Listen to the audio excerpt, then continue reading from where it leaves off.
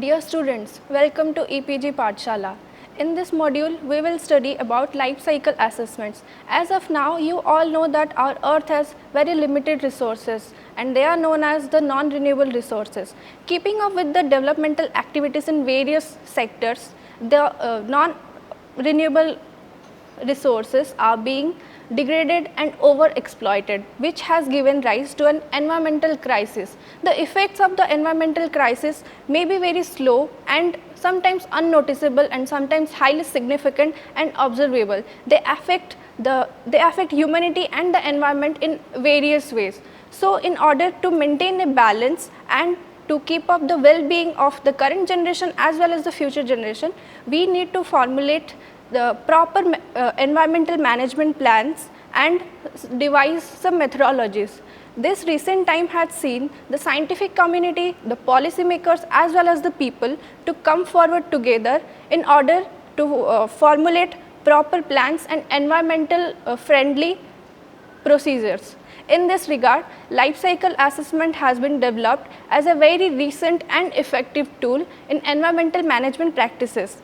In this module, we will be studying about the brief history of LCA, the types of LCA and the technical framework to carry out the LCA procedure, and at the end the advantages and disadvantages of LCA. So let's get started.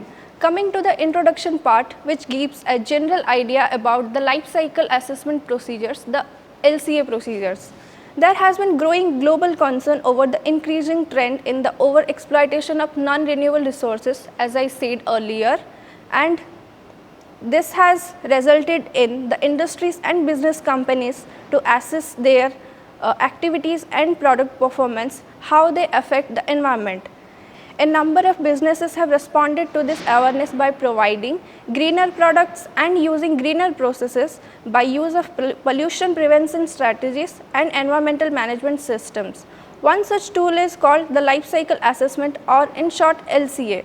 The LCA concept considers the entire life cycle of a product, including its manufacture, the raw material acquisition and the use and maintenance phase, as well as its final disposal. Life cycle approaches can contribute information towards the development of practical action plans and programs to address unsustainable consumption, degradation and production patterns. These diagrams depict the entire process of life cycle assessment in terms of the phases and the aspects taken into consideration.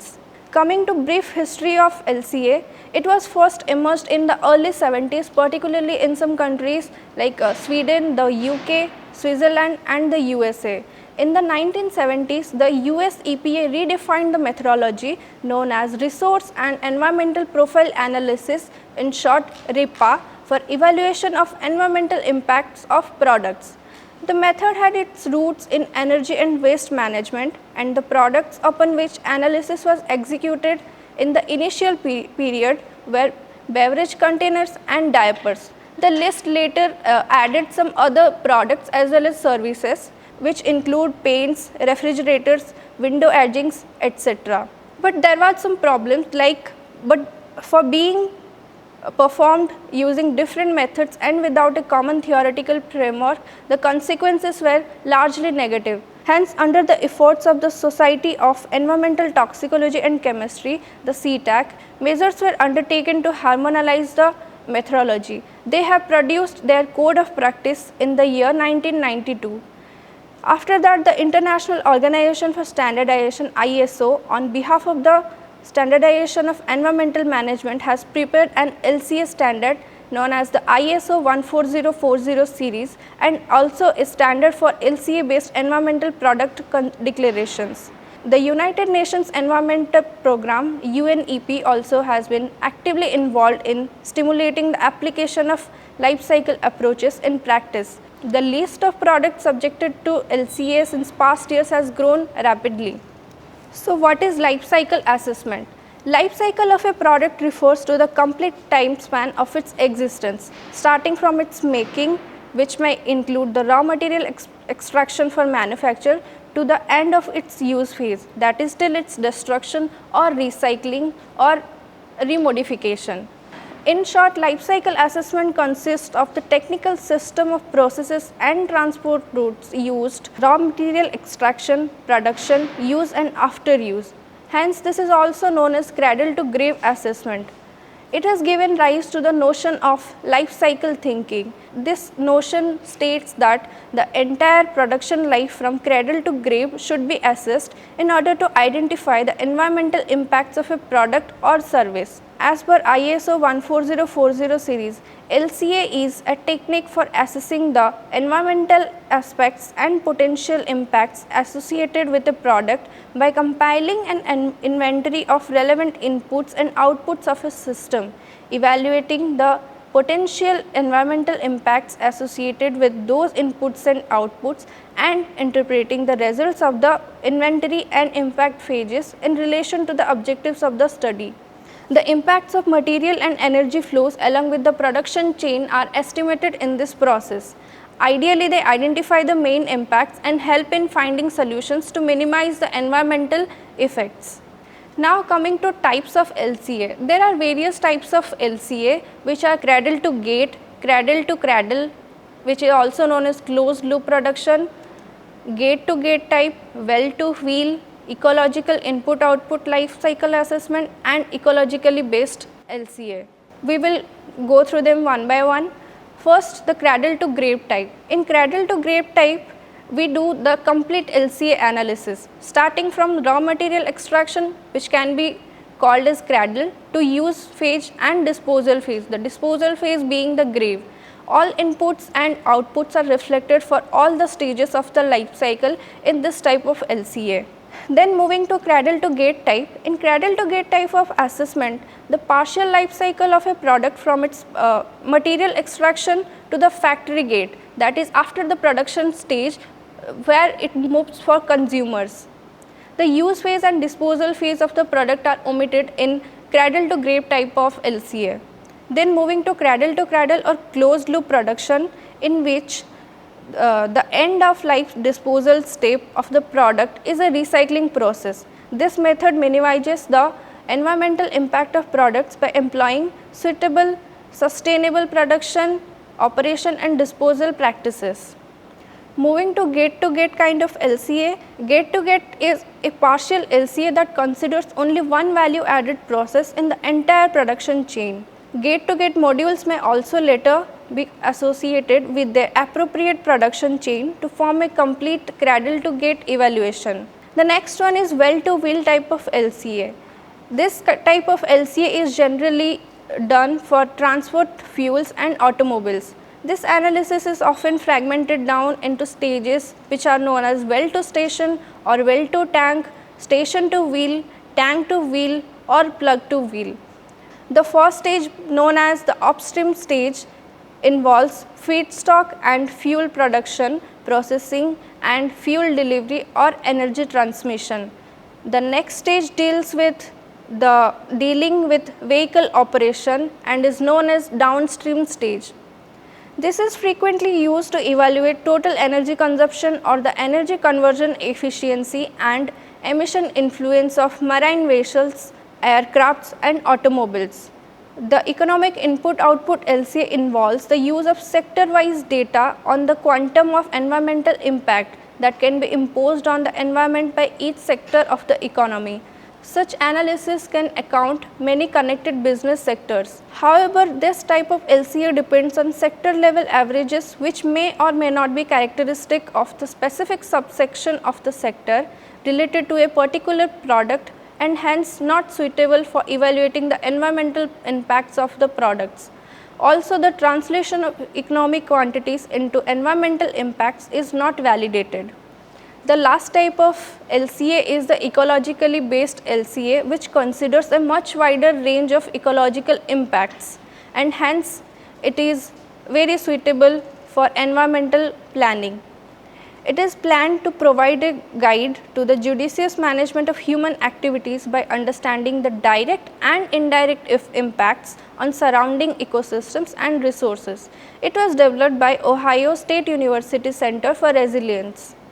The technical framework or procedure involves 4 steps. They are goal and scope, inventory, impact assessment and interpretation.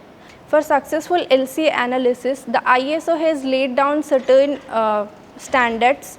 They are ISO 14040, which is about the principles and framework, ISO 14041, which is about the inventory analysis, then ISO 14042, which is about the impact assessment, and finally the ISO 14043, which deals with the interpretation part.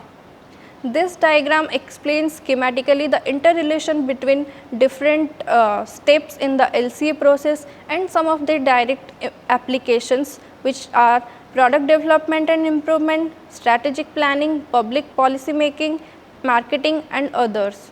Now we will go through every component gradually. The first one being goal and scope. In order to ensure the constancy of the LCA study, the goal should state the aim of carrying out the study and to whom it will be communicated.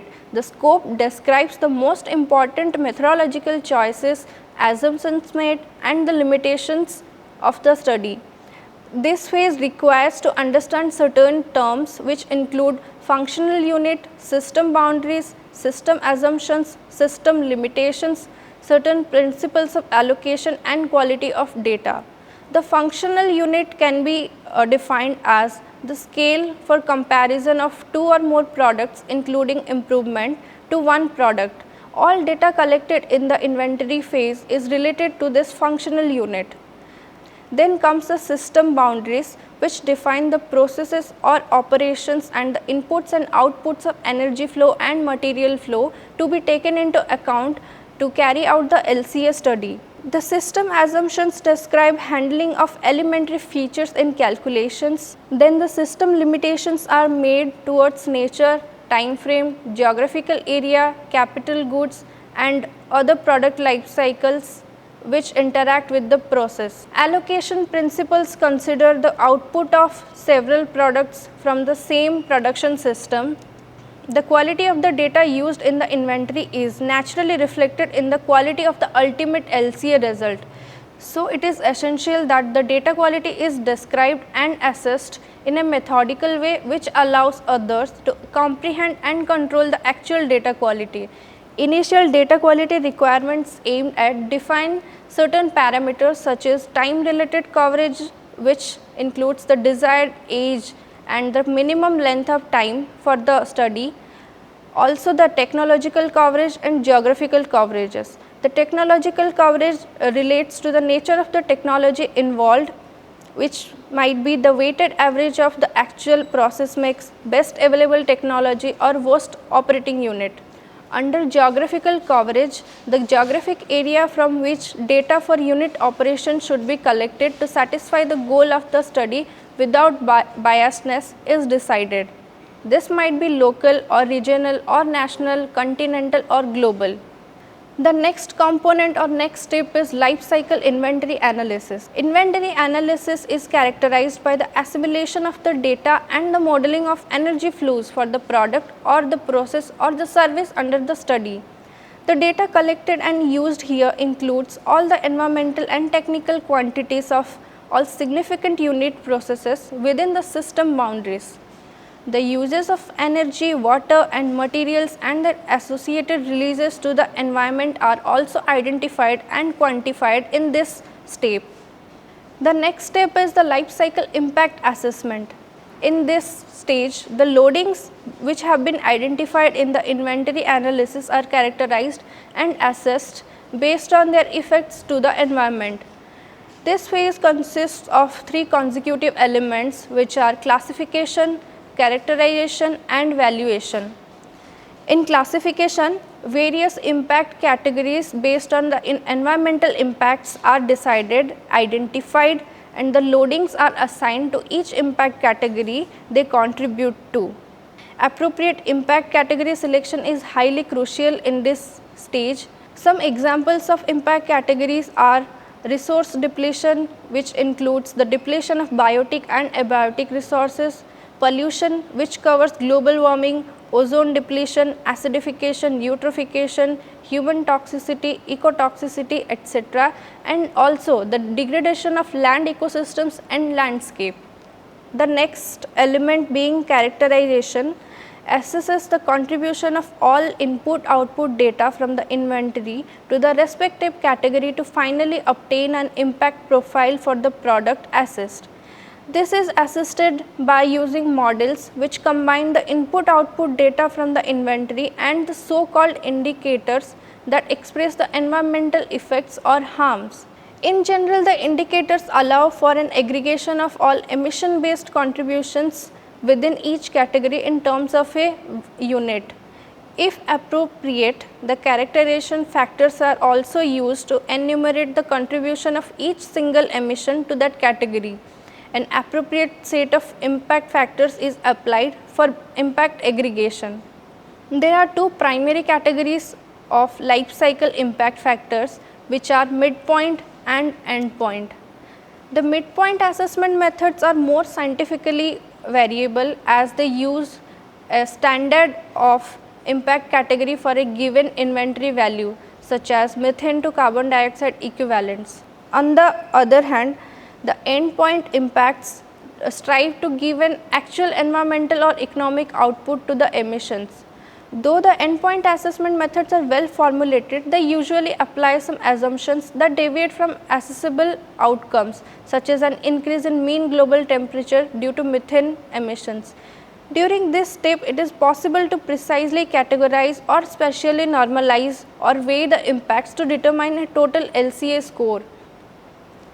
Use of these standardization techniques depend on the goal of the particular study and may also incorporate additional uncertainty into the analysis as per requirement. These come under the last element of impact assessment, which is valuation. Valuation attempts to compare and rank the differing impact categories to simplify them down to a common base. The last and final step of LCA analysis is interpretation. In interpretation phase, the results of previous LCA studies are compared with the goal of the study, which is set in the beginning. Validation is an important concern here. Generally, it is done in two ways, either by the LCA practitioners or by independent way by external review like a peer review. Also, there is the improvement assessment in which options for reducing the environmental impacts of the system under study are identified and estimated. Generally, this step is executed on the basis of results from the previous LCA phases. Now coming to the advantages of the LCA process. Basically, there are four types of users of LCA. They are the industry and other commercial enterprises, the NGOs, government and regulatory bodies, and at the end the consumers. Now let's see how LCA helps the industry and other commercial enterprises. LCA helps to understand the various environmental benefits and obligations that exist in the product or service that the industries produce. It also helps them in communication of information when engaging with stakeholders. The stakeholders may include the environmental organizations, the involved communities, interested and affected parties, and government authorities. The primary applications of LCA in the industry are in product improvement, product designing, formulation of company policy, product information, use in negotiations. For product improvement, the manufacturers may conduct LCA studies for creating a base reference from which new products can be developed or the required alterations they need to incorporate in order to reduce the environmental impacts of the product can be analyzed. Also, fresh products are often developed from old designs and ideas, and hence LCA is a beneficial mean of taking old information and relating it with plans, and it also estimates for new product and services. This is known as product designing. Now coming to formulation of company policies, LCAs can contribute considerably to this aspect. They can help in guidance on the choice of raw materials that could directly affect the company's approach to management of waste materials. In some cases, it could also result in a reduction of generation of harmful waste with increased recycling potential. Sometimes government authorities need product information for the purposes of licensing or legal submission. In this case, information obtained from LCAs can be highly useful to the government bodies. Apart from that, information from the LCAs can help to maintain a balance to ensure that the authority requirements are based on certified data and practicality.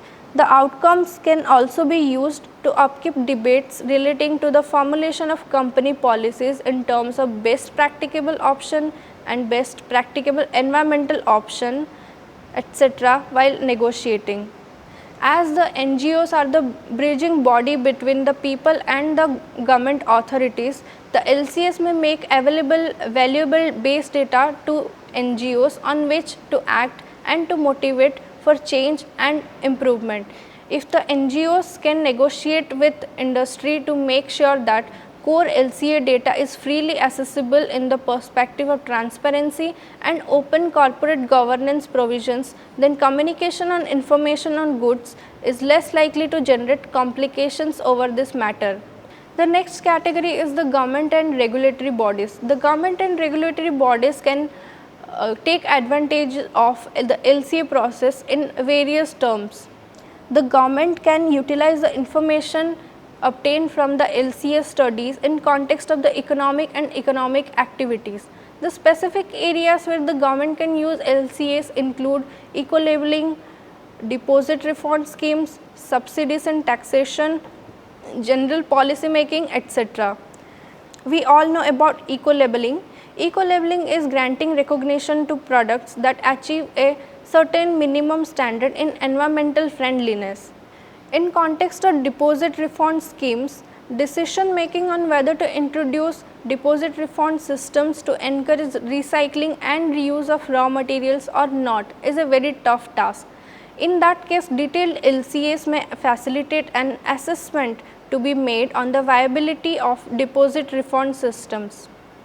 In case of subsidies and taxation, the LCAs can provide information to inform decisions on this context in terms of shifts in taxation and subsidies, and can also demonstrate how, for example, the purchase and production of cleaner products can be stimulated through subsidies such as low interest loans for manufacturing investments, etc.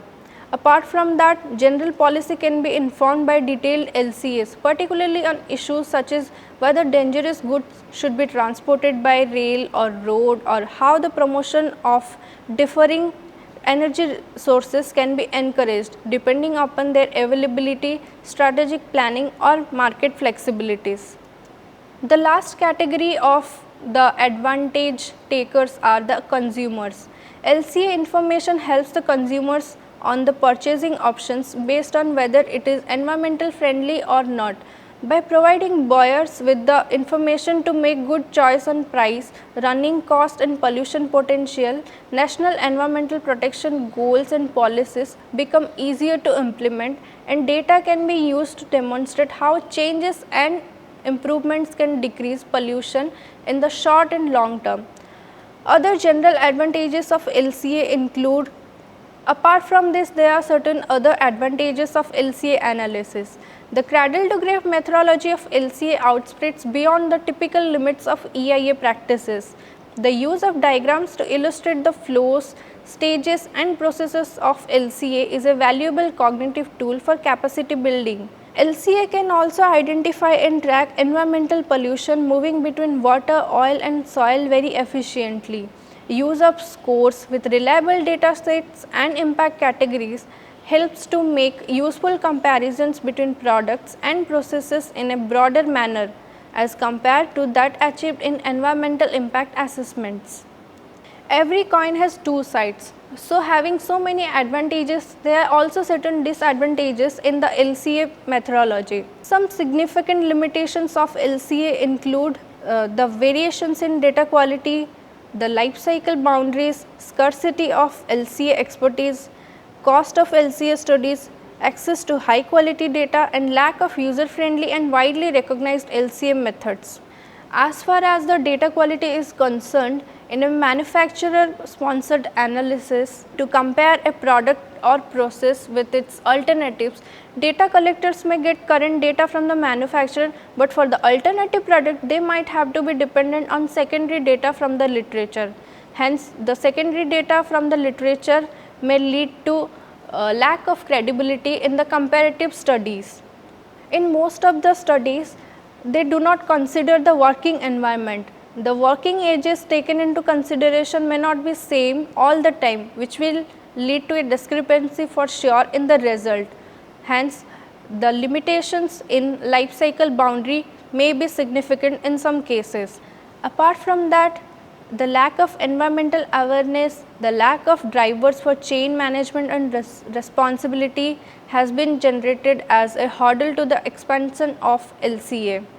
Also, the lack of knowledge for performing and understanding LCA studies in developing countries generally may lead to some limitations in the study result. Communication about LCA procedures and study outputs, particularly to policymakers, is a huge problem.